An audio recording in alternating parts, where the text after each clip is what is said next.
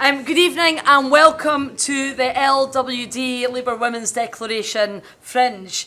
Tonight we'll be looking at the Supreme Court ruling and Labour's proposed programme, including equalising hate crime and conversion practice bill.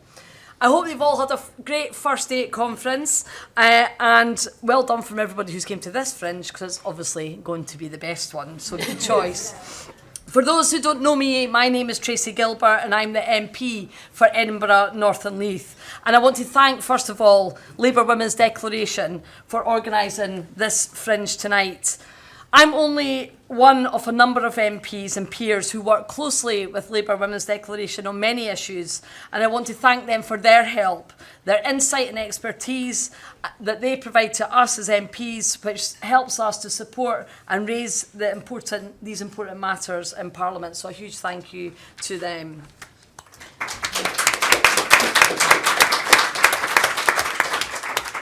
As a Scottish MP and a woman who worked in the trade union movement in Scotland prior to 2024 election, I'm all too aware of the policy capture in organisations and within wider society. But I'm pleased that finally it feels like the tide is turning and we're now heading in the right direction. Slowly, but the right direction. The Supreme Court judgment was clearly one of those very big steps, and we will be considering the Supreme Court ruling and what comes next at our Fringe this evening. I want to reassure you, though, that although I'm one of the only backbench MPs on the panel tonight, there's many others in the room, and we're not alone. There's many MPs working day in, day out to stand up for sex-based rights. You have my commitment and theirs that I'll continue to stand up for sex-based rights, for lesbian and gay rights, and for safeguarding of young gender-in-question children.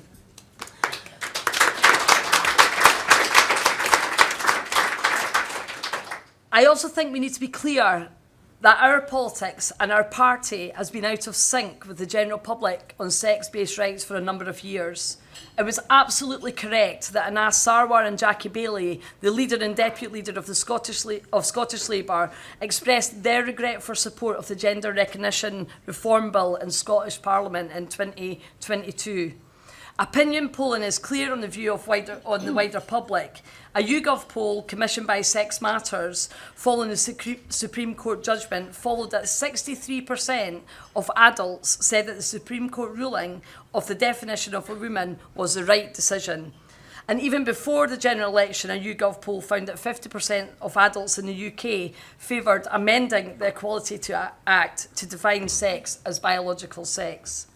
The government's response to the Supreme Court ruling is very welcome, and we await the HRC guidance being put in place. So that's really enough for me from this evening. I'm delighted that we have such an excellent panel lineup tonight. We have Susan Smith, the co-director for Women Scotland.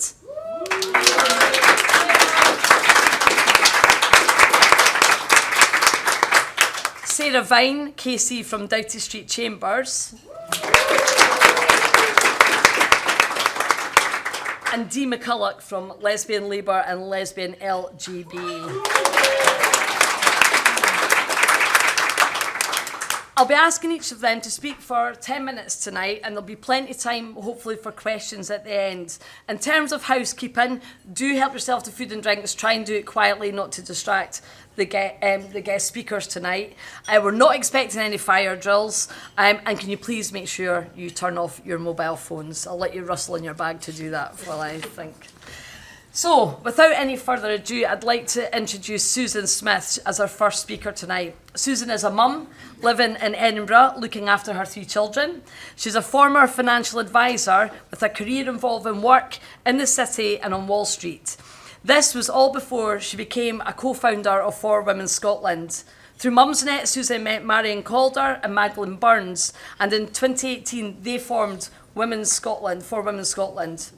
After Magdalene's untimely death, they were joined by Trina Budge.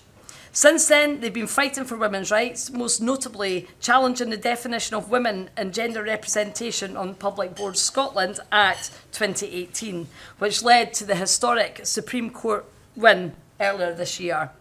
They've now issued a legal challenge to the Scottish Government for the non-compliance of the ruling. For now, I will hand over to Susan.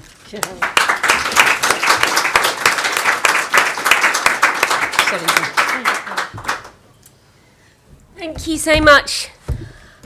Yes, so I am one of the 3 directors of for Women Scotland, and some of you might have noticed that in April this year, with the help of Sex Matters and LGB Alliance, the Scottish Lesbians and the Lesbian Project, we won what has been described as a landmark ruling that established, shockingly, women were and needed to be protected under law of on the basis of sex, rather than whether our brains were made of fluff and sparkles and if we like ballet or football.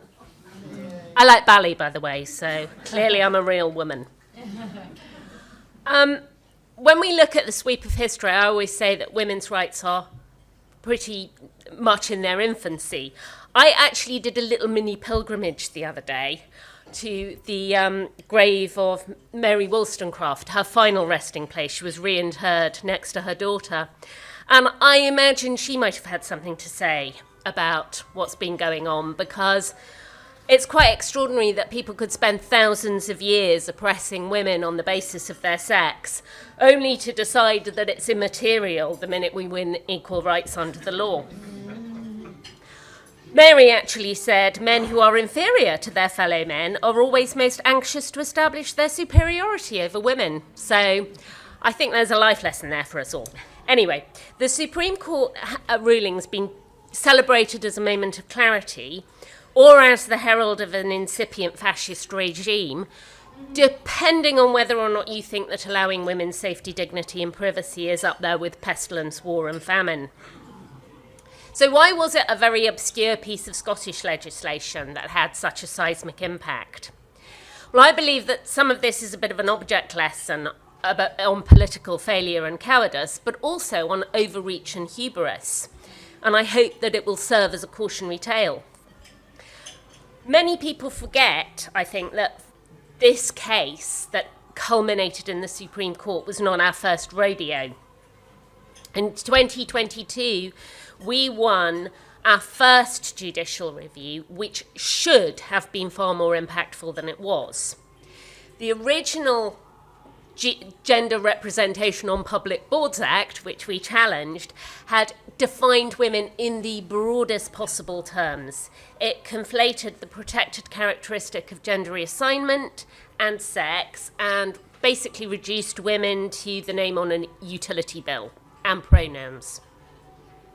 It was passed in the days when the Scottish Government thought they'd just sweep the board with gender recognition reform, and it was supposed to reflect the new self-identity norm.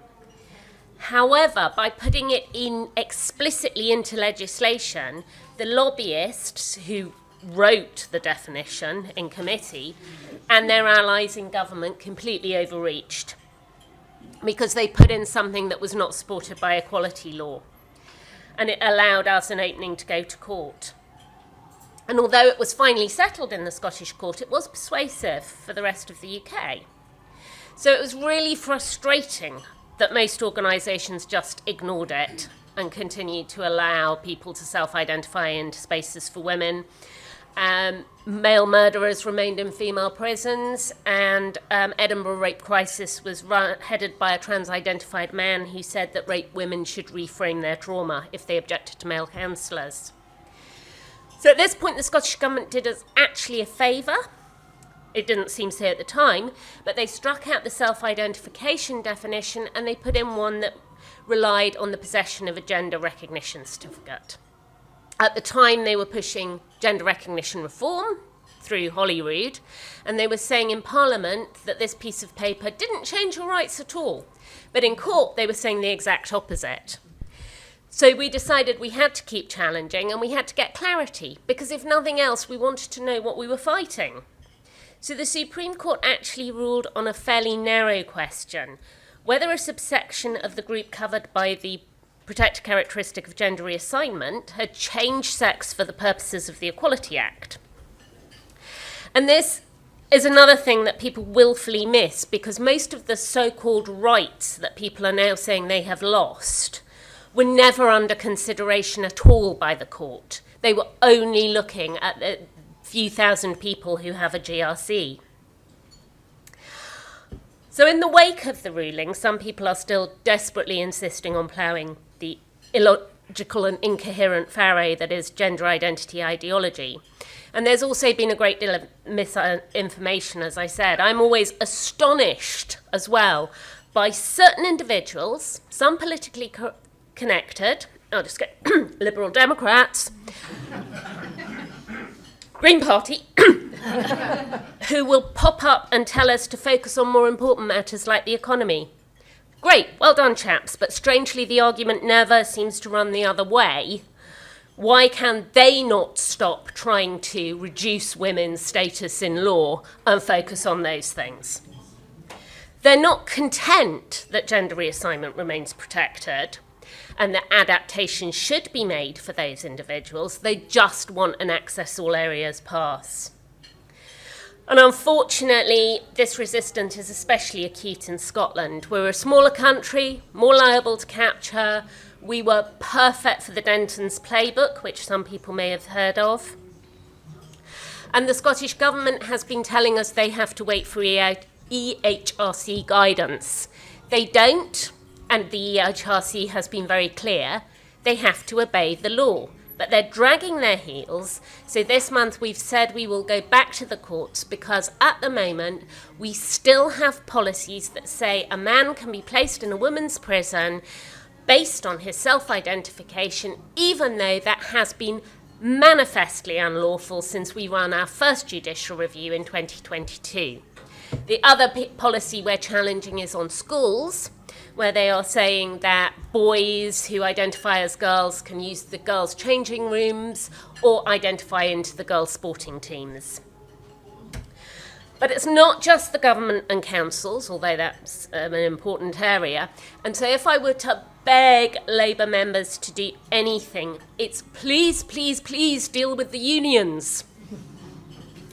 I'm a product of a very upwardly mobile 20th century, but my grandfathers were both solid Labour union men, and I think they would be absolutely horrified that these organisations which were supposed to protect workers' rights are now captured by trendy, smug postmodernists. And I have swung between disgust and despair watching women like Sandy Peggy being betrayed by the organisations which should support her. And I'm fed up to the back teeth of hearing complaints about the Darlington nurses having to turn to organisations like Christian Concern, because if the unions were doing their job, they would not have to do that.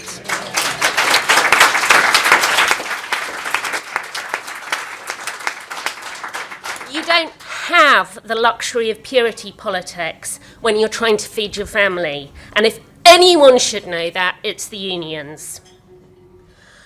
So when we started this fight, I think we thought we'd just have to explain the issues, the incompatible demands, and we thought that people who understood material class analysis and were instrumental in fighting on women's rights would understand. And I do have to say that many women in Scottish Labour were amongst the first people who really stood up and backed us. And Joanne is here, and she was magnificent in Holyrood.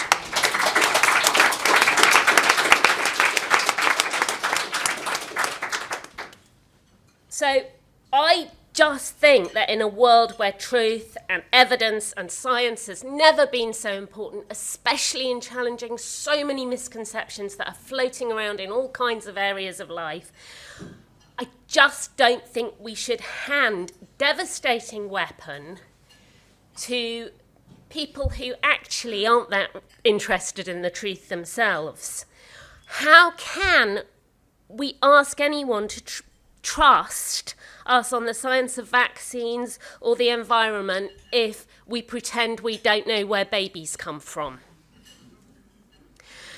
It's not just being kind to a small number of individuals. The demands made on women is that we abandon the very language we use to define our world and the challenges we face. And I do remember Joanne saying once in the Scottish Parliament that if members wanted to have a debate about definitions of male and female, then they should have that debate openly. But of course, nobody ever did. They made these policies in the dark, and they crumble at the first touch of the light. And I think, yes, we are fighting this, and the light is helping us, but we do need more, and we need more people speaking out. And I'm very grateful and thankful to see so many of you here tonight. Thank you.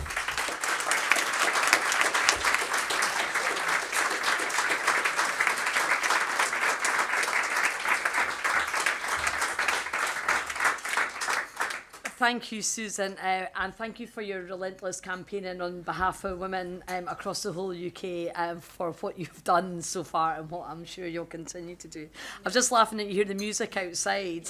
This is a normal thing on a Wednesday outside parliamentary questions. We get this. And there was rumour that that's why Kemi Badenoch said that her favourite Beatles song was The Yellow Submarine, because it's what was in her mind when she was asked the question. Don't know if there's any truth in that or not. Moving on to our next speaker, Sarah Vine. Sarah was called to the bar in 1997 and took silk in 2022 and is a barrister for Doughty Street Chambers. Sarah is ranked as a Tier 1 in the Legal 500, which last year said that Sarah is a very serious player. She has a great courtroom presence, is a brilliant cross-examiner, and a very humane and funny individual. She has served time defending in the most difficult and unpopular cases, so she is as tough as they come and has seen it all. We'll see. Sarah's involved in Legal Feminist, a blog that has hundreds of feminist perspective contributions from barristers and solicitors on how the law does and doesn't work for women. You may have seen her recently acting for Graham Linehan. I will now pass you over to Sarah.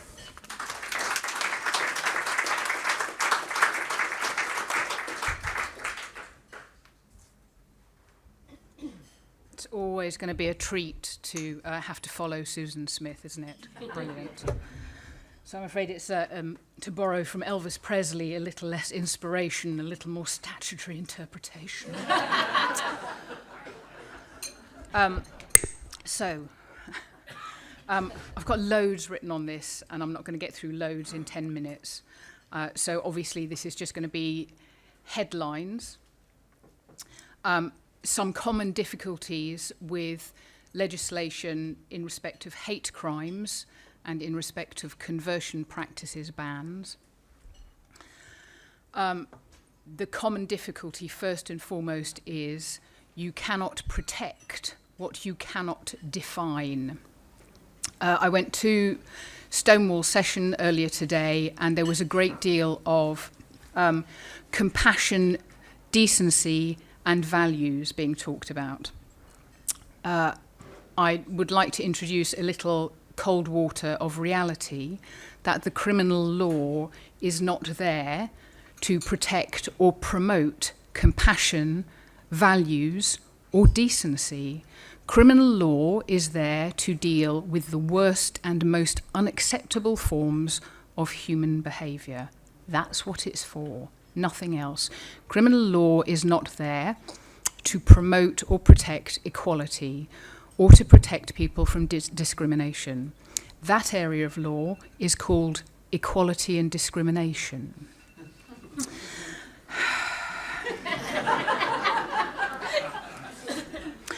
One of the most important things about criminal law is that it is available to people, that it is comprehensible to everybody, from an extremely learned senior judge all the way through to some slightly less learned, more junior judges, through to mere KCs, barristers, solicitors, police forces, regulators, local authorities, and then the most uneducated, barely capable citizen in our country. Now, that's not difficult when it comes to sexual orientation. One only needs to look at the Equality Act to understand that sexual orientation is terribly easy to define. It is also pretty much a consensus that sexual orientation is something that everybody has. There may be dispute about its internal diversity, but everybody has it. I am yet to encounter anybody who can explain, describe, or define gender identity to me without finally resorting to an acceptance that it is essentially a metaphysical belief. I should be absolutely clear, I do not deride or demean metaphysical beliefs. I have plenty of them myself. I do not, however, in a democratic society, expect them to be protected as though they were material characteristics.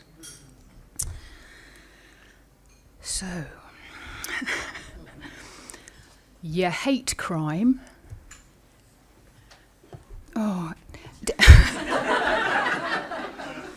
Most criminal lawyers hate crime. What we currently have as hate crime is crime aggravated on the basis of racial hatred, stirring up racial hatred, which pre-existed the Equality Act by a very long time, and also religious hatred. Those were both responses to an obvious and pressing social need. We could see it everywhere, what was going on. I had a conversation with somebody the other night about the equalisation of protected characteristics in hate crime. And her perspective was that all protected characteristics should be protected as hate crime. My position is they are protected within discrimination law, and that what we currently have is a system where, in fact, aggravation on the basis of disability, sexual orientation, and transgender identity is available to a judge when passing sentence. I've spoken to parliamentarians about this who did not know that that was the law. I think that that is sufficient. And if you need maximum sentences to go up to reflect values, by all means, increase the sentences. But what we don't need is to add more hate crimes. I don't know if anybody has taken the political temperature out there. Noticed a particular slogan that's being slung around about two-tier justice. Noticed the amount of political division that is being sown and exploited about the treatment within the justice system of certain protected characteristics. But my feeling, and it's just my read, I'm not a political expert, is it's not going down well. More than Stonewall, more than any of their connected or aligned organisations, there is one man in this country who is, if you'll excuse me, fucking dying for this government to pass this legislation, both in terms of conversion practices and in terms of hate crime. That person is Nigel Farage. He will have the biggest party about blasphemy law, and the worst thing about it is he'll be right. Because what you're doing when you are saying we will protect transgender identity, or indeed gender identity, above and beyond any other belief, is that we have now created a hierarchy of beliefs, and a belief in gender identity and the manifestation of that belief sits at the top. Everything else is subordinate to that. That is not a proper balance of rights. So, here are the problems then with a law involving transgender identity. The definitions that are currently available in legal sources go like this.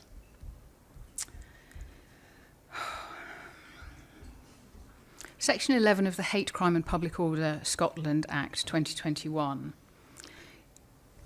defines transgender identity as follows. A person is a member of a group defined by reference to transgender identity if the person is a male to female transgender person, a female to male transgender person, a non-binary person, a person who cross-dresses.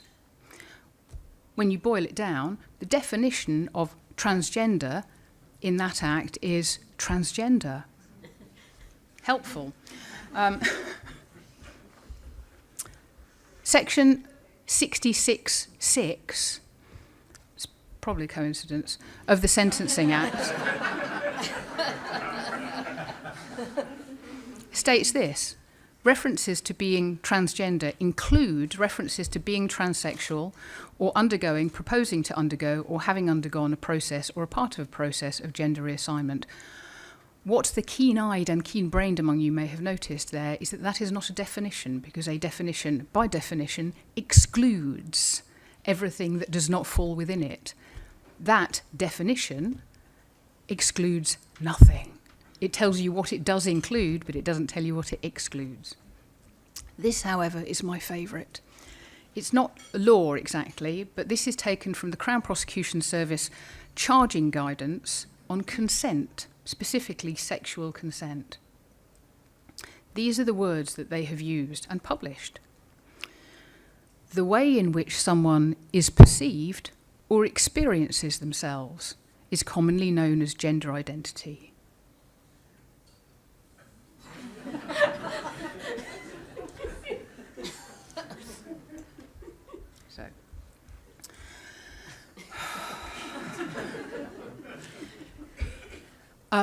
If you can't define something, I know a lot of people go, it's fine, we can let the courts sort it out. You can't let the courts sort it out, because if you have something that is completely nebulous, you are simply setting into train endless litigation.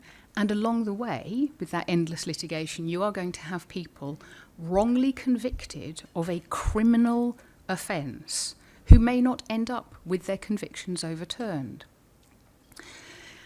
My number one concern about hate crime when it comes to transgender identity is this: the suite of predicate crimes that are used for hate crime. So hate crime is basically an offence that's already on the books, aggravated by hostility based on this particular characteristic. Those predicate offences include the two most commonly used allegations for bad faith complaints, which are made for the purposes of achieving political ends. And they are made most frequently by a small coterie of trans rights activists against their political opponents, who are overwhelmingly, but not exclusively, women. They are harassment and public order offences. There's also malicious communications, but that doesn't fall within those offences. As far as I'm concerned, what you are doing is exactly what Susan described, which is to give to people who are already very active in misusing the criminal justice process, which appears not to have insulated itself properly against this misuse, giving that group of people an additional weapon. You may be aware that you're probably aware of non-crime hate incidents. Good. You may or may not be aware of the fact that you can have a crime recorded against your name without ever being told about it. So not a non-crime hate incident, a crime. That information will be recorded on the police national database. And if you think that it stays there and doesn't get sent to anybody else, you are, I think, quite wrong. So, to wind up, sorry, I know I'm going over, but, you know, I'm a barrister and therefore I'm besotted by the sound of my own voice. Okay. Human rights risks. And I'm just going to run through the articles of the European Convention of Human Rights while we've still got it, that I envisage this legislation as proposed breaching. 1. Article 14, discrimination. 2. Articles 9, 10 and 11. Freedom of thought, expression and assembly. Conversion practices will also breach Article 8. Finally, quality of law, because it is simply too imprecise, too unpredictable for there to be any proper certainty about how the law is being applied. So, for the sake of Articles 7, 8, 9, 10, 11 and 14, for the clarity that we need in criminal law, I would ask Labour members to do everything they can to reject the proposed legislation. Thank you.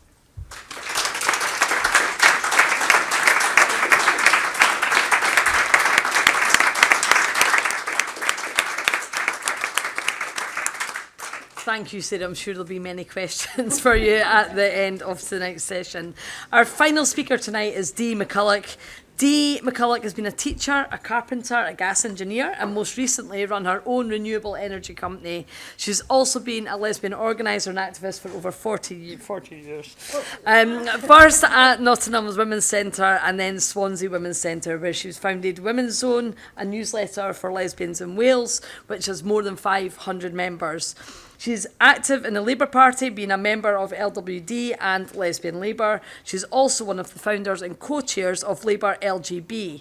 In addition, Dee is Women's Officer and LGBT Officer for Gower CLP and successfully set up the Gower Women's Branch almost 3 years ago. Over to you, Dee.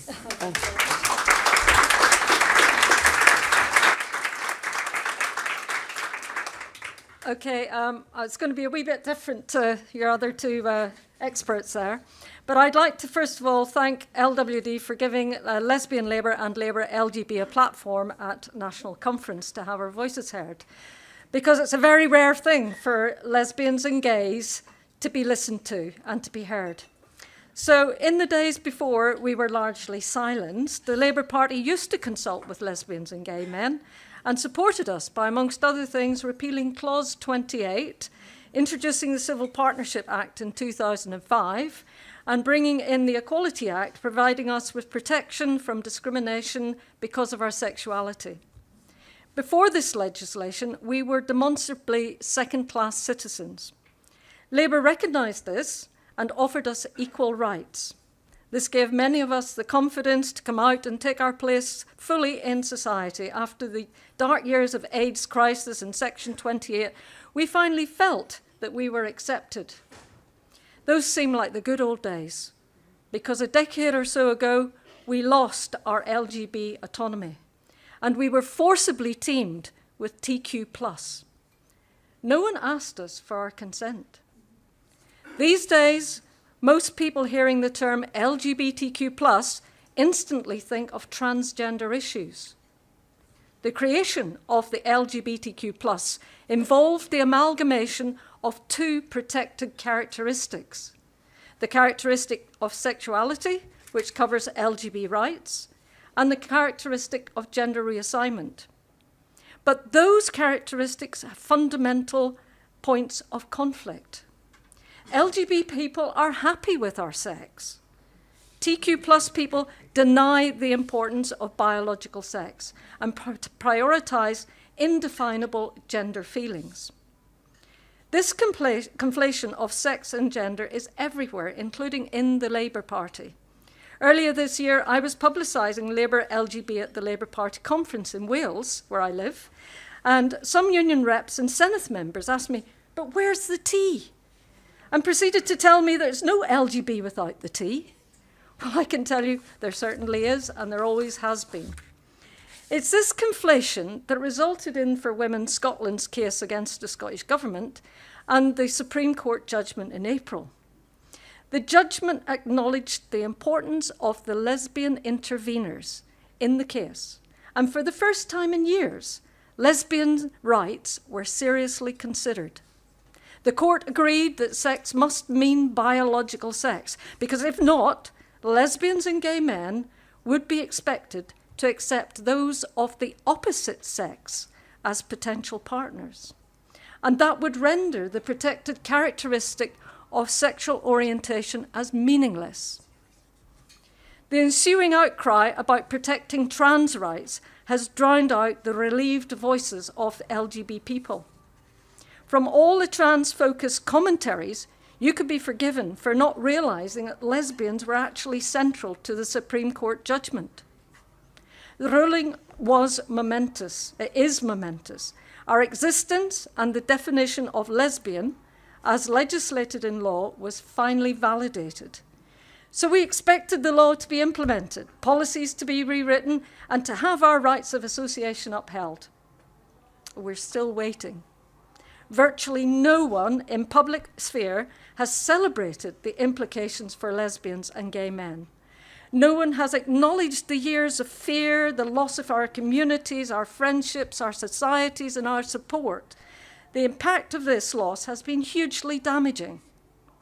Shockingly, in Parliament, during Lesbian Visibility Week, a debate that was held in April, just the week after the Supreme Court judgment, virtually every politician, except Tracy here, lamented the loss of trans rights. I mean, this was despite the fact that the Supreme Court made it clear that trans people's rights are not affected.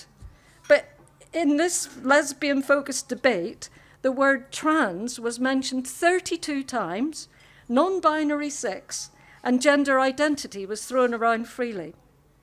The positive significance of the Supreme Court ruling for lesbians was ignored. Kate Osborne even went as far as to say that it was a step backwards for lesbians. So has there been any progress since the ruling? No. Earlier this month, a group of 30 lesbians from around the UK reported that things have actually got worse. Trans activists within their organisations have become even more strident. Any positive mention of the Supreme Court ruling elicits accusations of transphobia. Compelled conformity remains everywhere. I will draw your attention to this amazing report done by LGB Alliance, the only charity in the whole of the UK for LGB people. That's how bad things have become. We have some spare copies, and Stuart will have them to hand out to you if you're interested. But they also are on the internet, so they're quite heavy as well. Anyway, activists in labour branches and trade unions are proposing motions calling for the law to be ignored and thwarted, and they're getting them passed. I mean, how come? Anyone who believes in democracy and the rule of law should actually be concerned about this. The Prime Minister has told local and regional authorities that there's no need to wait for the guidance, as the judgment is clear. Even this is not enough to jolt people into action. In Wales, where I live, the government has said it's going to wait for the guidance before taking measures to enforce the law. So they're obviously quite happy to continue breaking it. All this hanging around for the EHRC guidance has meant people don't need anything to change, or they don't see there's any need for things to change. They're happy with it as. And there's no consequences for breaking the law, so why should they bother? Why should they bother changing things? So what can we do as Labour Party members? What can you do? Well, first of all, I'd like you to join Labour LGB. This is our lovely new banner. We've just formed in February this year. We're very young and we're very excited. And we're there to represent lesbians and gays within the Labour Party. Take our leaflet, it's on the chairs there. Spread the word, become a member, donate a couple of quid if you can. And today we've launched our website, so there will be more information on there on how to join and how to become a member. So do look there. Also follow Lesbian Labour, who are on X. We've already got 11,000 followers, and we post regularly on there to keep you updated with things. Invite us to speak at events and meetings to explain why a divorce from the TQ+ is necessary. And it's not about removing trans rights. Support LGBT people who raise the issue in your workplaces and in the party defending biological reality is still a lonely place, and we will only succeed if more people speak out. So remember, we can legally meet as lesbians and gays. LGBT Alliance Cymru, which I'm a member of, has commissioned this document here, which is the Defence of Lesbian Spaces. It's been written by Naomi Cunningham, and it's based on the Supreme Court judgment. So if you know any lesbians, and it also applies to gay men, if you know anyone who's wanting to just organise a get-together, a social, who's maybe scared that they're breaking the law, this will give them guidance and give them support. So do take those. We have some. I'm nearly there. Number 4, Labour, at all levels of government, must commit to meaningful engagement with all the stakeholders. Help us get a seat at the table. Make sure if you're running consultations, you ask LGBT groups to participate, not just LGBTQ plus groups who have shown that they're not interested in LGBT issues. This is particularly relevant for the Conversion Practices Bill. If there are any councillors in the room, school governors or others, avoid expensive reputational damage. Make sure your policies comply with the law for sex and sexual orientation, as well as gender reassignment. When making decisions, demand that the equality impact assessments are carried out, which show sex and sexual orientation as separate protected characteristics. Protect your organisation and your service users. And finally, we face elections in the devolved nations next year. They're a huge test for Labour. Reform, as you know, are making great strides, not least on the back of this issue. A recent YouGov poll showed the public overwhelmingly know the truth about biological sex. Labour's fudge and our dismissal of so many of our constituents will cost us precious votes. So I ask you all to go back to your CLPs and campaign for sex-based reality. Thank you.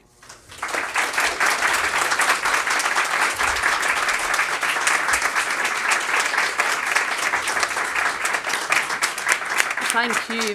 Thank you so much, Dee, and thank you to all the speakers tonight. Thank you for your contributions and insightful contributions as that. We will open up to some question and answer. We are doing okay for time, but I'm absolutely going to abuse my power as chair first of all and kick off with a couple of questions, if that's okay.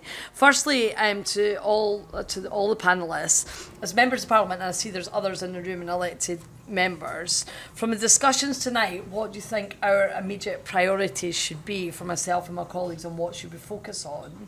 My second question, probably to everyone, but mainly to Sarah.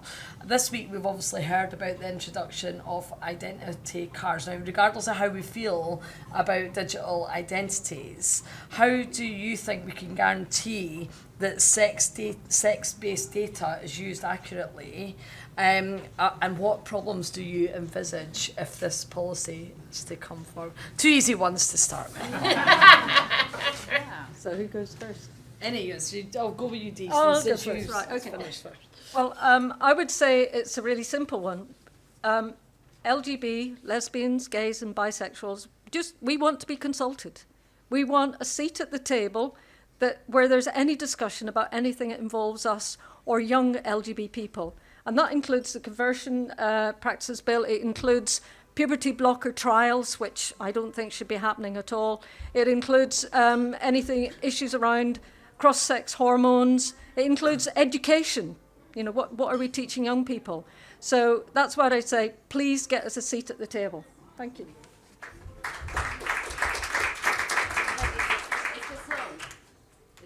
Are we okay to move back to these microphones now that everyone's made their contributions? Can you hear us at the back? Yeah, okay. Great. Excellent. I would just say, from the point of view of MPs and what you do now, don't waste time arguing about the law. It's settled. We know what the law is. Just get on with it. EHRC guidance is coming out. Just tell public bodies they have to obey it. Yeah.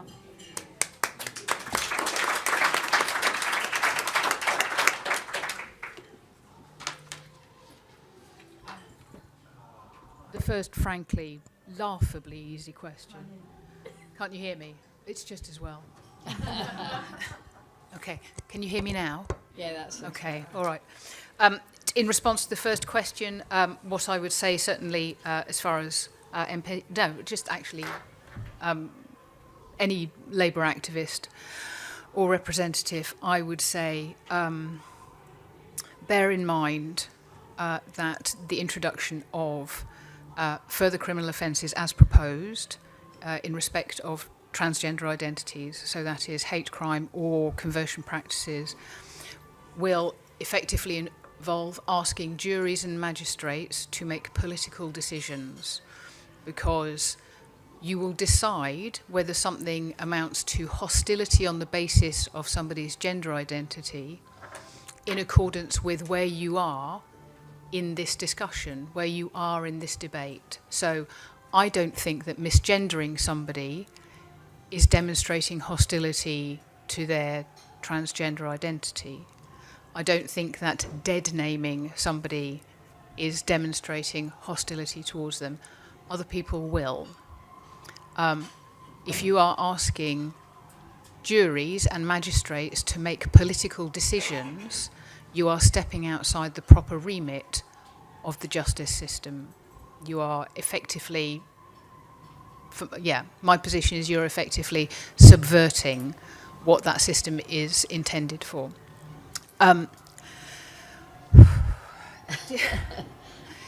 Digital ID. Yeah, sure. I'm going to pretend I don't have a position on this.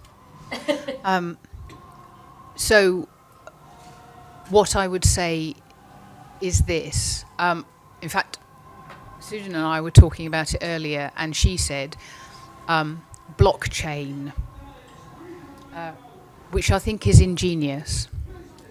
I think that it is essential that sex-accurate data is always recorded on any ID. The argument is going to be Article 8. The argument that is always advanced in an attempt to create incursions into sex-based rights, protections and organisation is Article 8, okay? Is the privacy of trans-identified people. Article 8 is what's called a qualified right. Article 3, which protects you from inhuman and degrading treatment, is an absolute right. So Article 8 is to be respected other than for prescribed lawful purposes. If Parliament passes a law that makes mandatory the carrying or possession of digital ID, that will be a prescribed lawful purpose.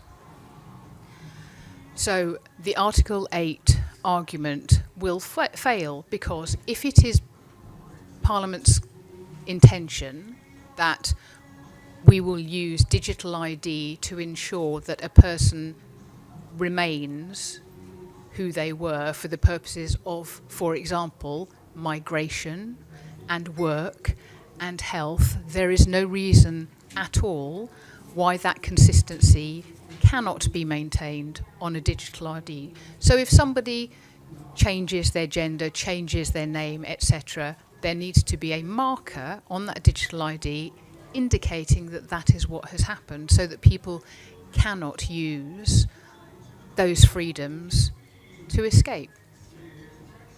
Thank you very much. I'm going to open it up to questions. It would be useful for anybody that does have a question if you could tell us your name and what organisation you're representing. If you can if there's someone particular in the panel you would like to ask the question to, if you can also identify that. I'd also like to have the panellists be able to sum up for a couple of minutes at the end of today, so I'm hoping to wrap up about 6:20, and also there is food and drink at the back of the room, so there's also an opportunity, if you don't ask a lot of questions, that we can have some food and drink at the back as well. But I don't want to curtail that debate, so I'll take them in rounds of 3 to begin with, please. There's a woman at the back there with a red dress on. yourself, and this woman here afterwards. Thank you.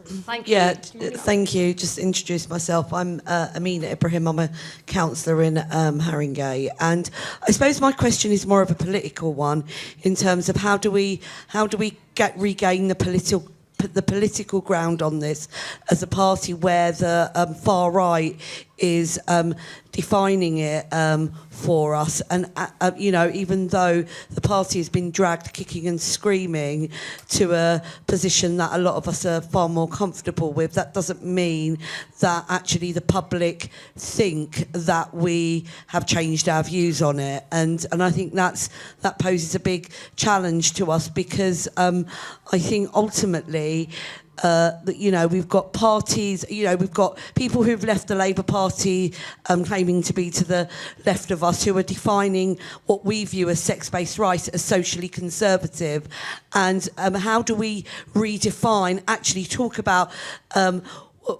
where those people and the people that are still within our party with those attitudes, which are just extreme radical liberal positions rather than socialist positions, and how do we reframe this, or not reframe it, actually gain the ground and say, actually, we're a democratic socialist party, our founding principles are socialism, which is a materialist ideology, and it is clearly defined within the material world, where we've lost that debate a bit and we need to regain it. How do we do that? Thank you.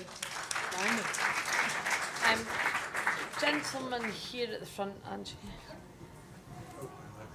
Hello, Scott Turnbull, Treasurer of Labour LGB. My question is for Sarah. All the trans rights activists are now pinning their hopes on the Supreme Court verdict going to the European Court of Human Rights. My question is, one, will it even be heard? Because someone was talking to me about, remember the Bakers case in Northern Ireland, and the gay guys there were rejected from even being heard because from the initial start of the case they didn't mention we're going to take this to the European Court. So they just threw it out. They didn't even bother considering it. Is that the case here? And if not, what chance have they got? Thank you.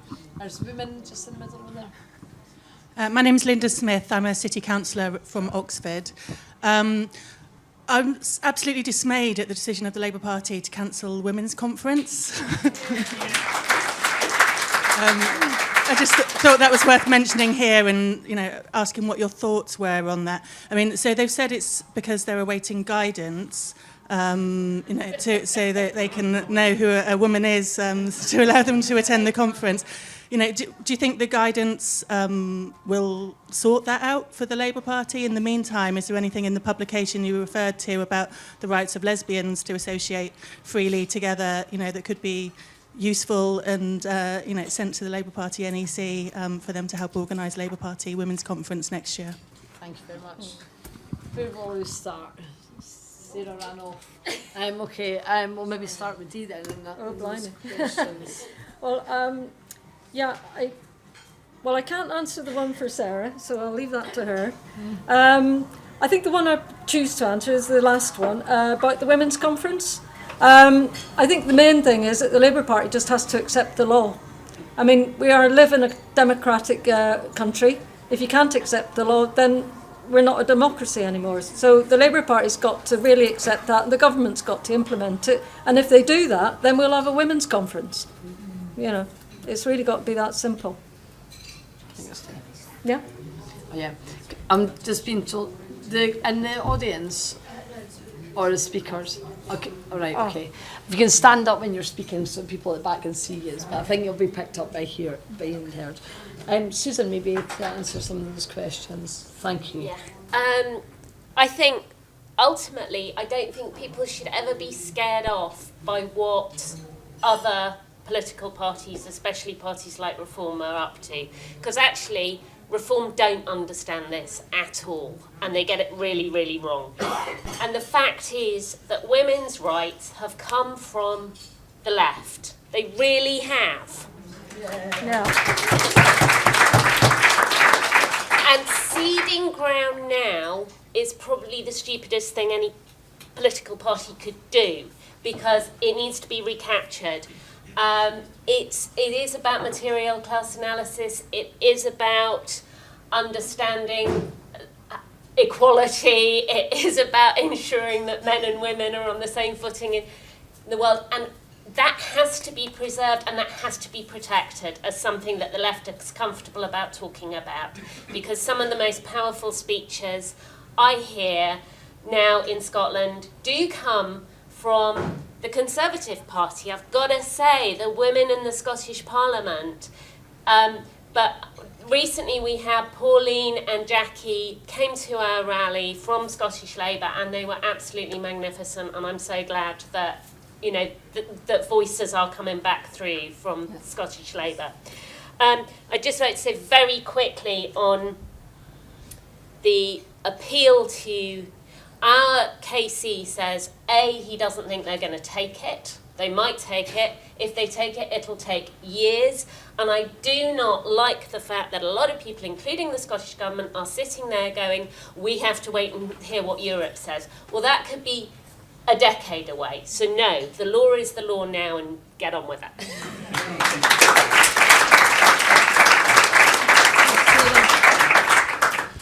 I mean, I kind of don't really need to. I don't really need to add to that. Can you hear me? Yeah. Okay. And I think that I think it's probably clutching at straws, and I think that it is a manoeuvre to try to find an excuse not to observe the law as the law should have been observed for the last 15 years. I hear an awful lot of rhetoric about it, about how it's going to blow the transphobic Supreme Court judgment wide open. Although, interestingly, these devastating arguments are not something that anybody wants to share publicly. So they must be amazing, right? Absolutely amazing. The reality is we're back to Article 8. And Article 8 is, because it's a qualified right, it is one of the rights in which a jurisdiction's, a member state's margin of appreciation is very, very wide. I don't know of any European authority that says that men who say that they're women have the right to be treated in every respect as women, not least because when you start doing that, you then come up against Article 3, which is obviously the protection from inhuman and degrading treatment. You cannot destroy Article 3 with anything, least of all Article 8. So if that's the best they've got, it's not going to work. Thank you. And I'll take another round of questions if there's more. Maybe hands up of this man here, and then on to Maya, and another one. Thanks. Yeah. Hello, thank you. Dermot Kehoe, I'm a councillor in Stevenage. I'm a trustee of LGB Alliance. First of all, just to welcome Dee and Labour LGB to the platform. It's a really great development this year, another sign, I think, of how the party's changing. So, well done. Thank you, Dee. My question's for Sarah. I don't think you've got enough time on conversion practices, which banning them just sounds like a really good thing. And I'm not, the arguments why we shouldn't do that, I don't think you fully expand on that. I'd like to know a bit more why you think that's a problem. Okay. Yes, just take 3 at a time. Maya and Fran. I am Maya Forstatter from Sex Matters. I've just been reflecting. I was here last year in this room, and just how different it feels. What a game changer the For Women Scotland judgment has been, and the genius and the tenacity of For Women Scotland in bringing it. And I kind of wanted to answer the question about priorities from Sex Matters' point of view, in case you're wondering, because we're basically suing everyone at this point. We think the risks that we face now are threefold. One is that public bodies and private employers and service providers just don't follow the law. That's what we're seeing right now. We don't think that's a tenable position. Between us, we're going to take some scalps, and I think they will come in line with the law. The second one is harder, and that is they get rid of women's single-sex services altogether. Which is what they did with Women's Conference this year. They say, we know it's lawful to have a single-sex, women-only service, but it doesn't meet our values, as Stonewall said. And there are political and legal levers against that using the public sector equality duty. I think one of the genius things about the Four Women Scotland judgment was it wasn't about toilets. It was about the whole Equality Act, and that starts with the public sector equality duty, the duty of the state to protect and to advance equality between men and women, and then what that means in terms of organisations taking positive action for women, not just the fact that you have toilets because men wee differently than women. So the second big risk is that they remove single-sex services, and one of the outfits that we're suing at the moment is the City of London over the Hampstead Ponds. And that's not because the Hampstead Ponds are the most important single-sex service, but they're a very clear one. They have a single gate and a single rule, and one of the things the City of London is saying was, well, maybe we'll just get rid of it. I don't think the women of Hampstead are going to like that. And then the third one is that the law is clear, but we're not able to speak about it, and we're not able to have clear data.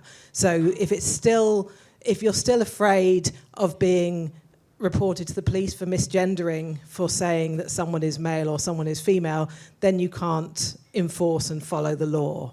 Where we want to get to is computer says no. It's just really clear. It's in the data. You have clear rules. You have clear ID. You're not leaving it up to an 18-year-old on the gym reception to try and follow this thing. I think we will get there with all of those three. I do have a question. That was my question. Yes, I do have a question. Sorry. Where will we be this time next year? Where will we start? We'll start. Not me. You know, something down there. Susan, maybe, in terms of. Where will I be next year? Hopefully on a beach somewhere with a cocktail. I haven't had a holiday in about 6 years.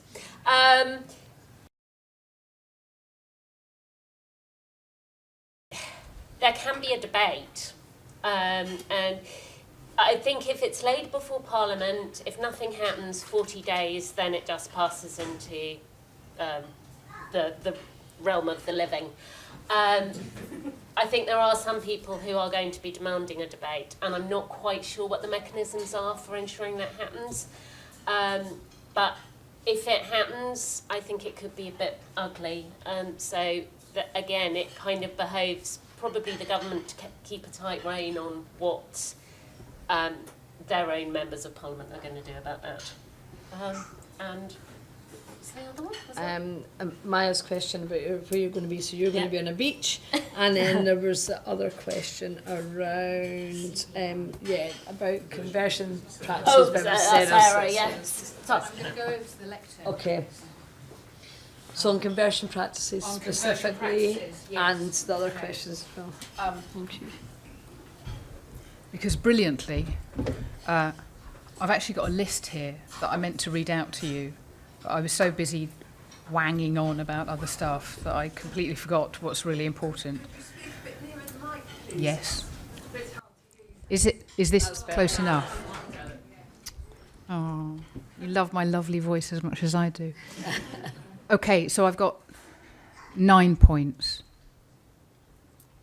You asked. Okay, so the nature of the prohibition is not about the conduct itself, because abusive conduct that we tend to associate with conversion practices is already criminal. All of the iterations that I have seen previously, previous attempts to introduce this ban, focus on intention. So you have criminalisation of intention. You have gender identity which can't be defined beyond the subjective, right? It's neither verifiable nor falsifiable as a characteristic. So the gravamen, if you will, the punch, the most serious aspect of a conversion practice is what amounts to attempting to change somebody's mind. When it comes to gender identity, it is attempting to change somebody's mind, because you are trying to persuade somebody that their belief is wrong.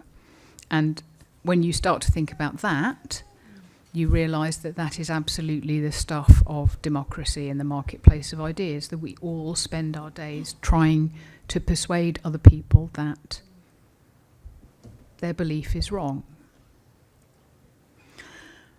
Which means that, on to number 4, criminalising an attempt to change a person's mind is anti-democratic. It entails a gross breach of rights to freedom of conscience and freedom of expression.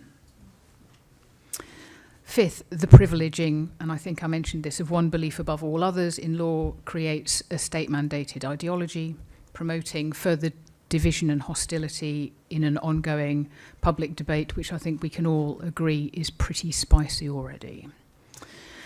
As I said, opponents of this prohibition will describe it as a new blasphemy law, and that description is too accurate to be kind of persuasively dismissed.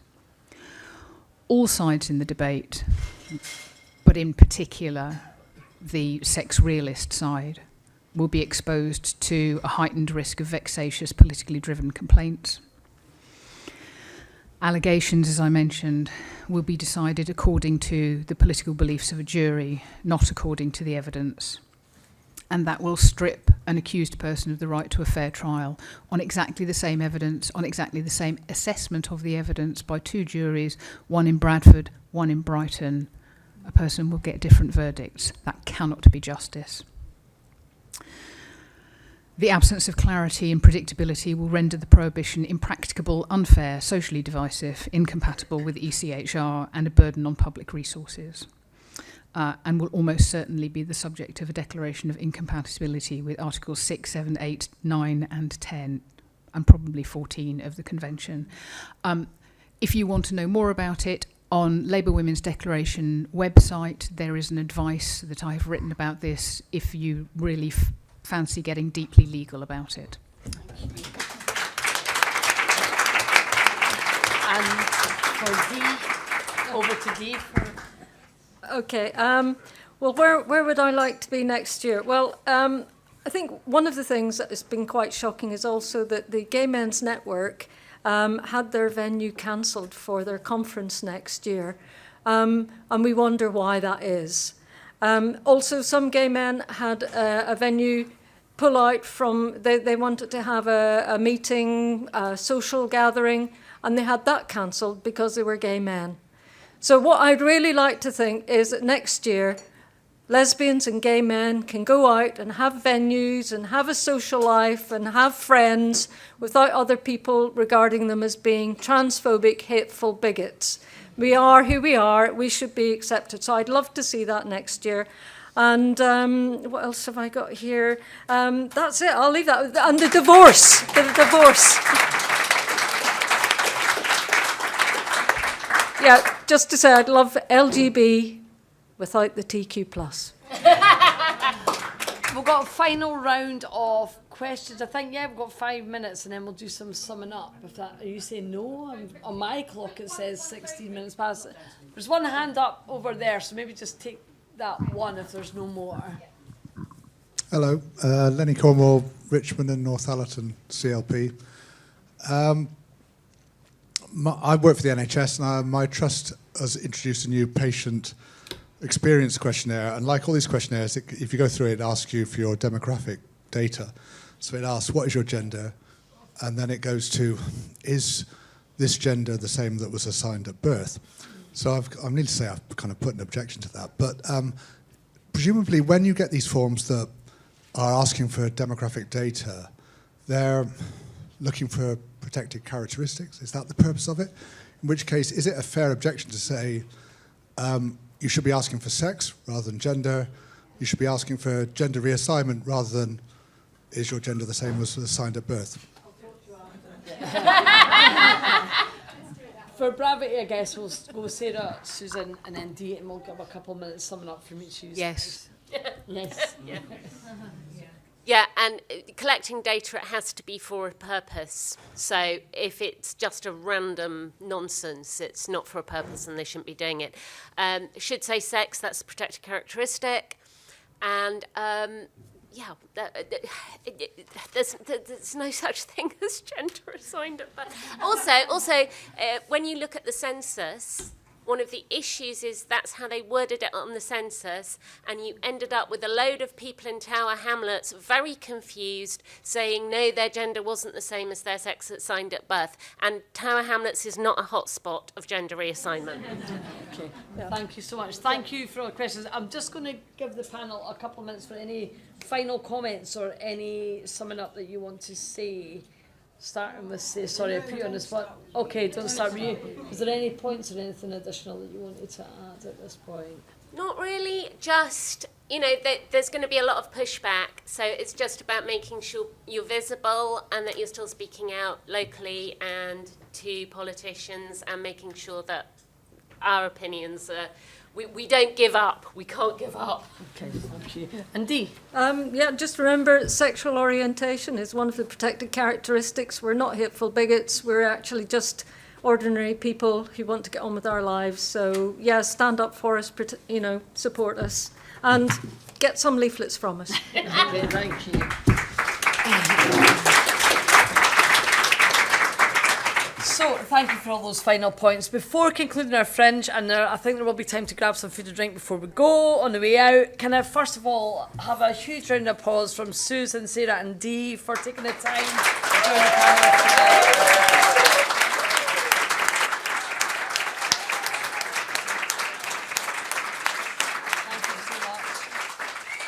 I would also like to thank the staff at Leonardo Hotel and thank Labour Women's Declaration for organising this Fringe, and thank you for all taking the time to attend this evening.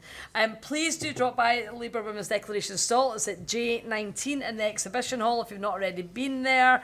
Also have a look at their pop-up timetable for special events. You're more than welcome to join us, as I say, at the back for a quick drink and some carry on the conversation. And thank you all for taking the time to attend the Fringe, and let's keep fighting. Enjoy the end of the conference.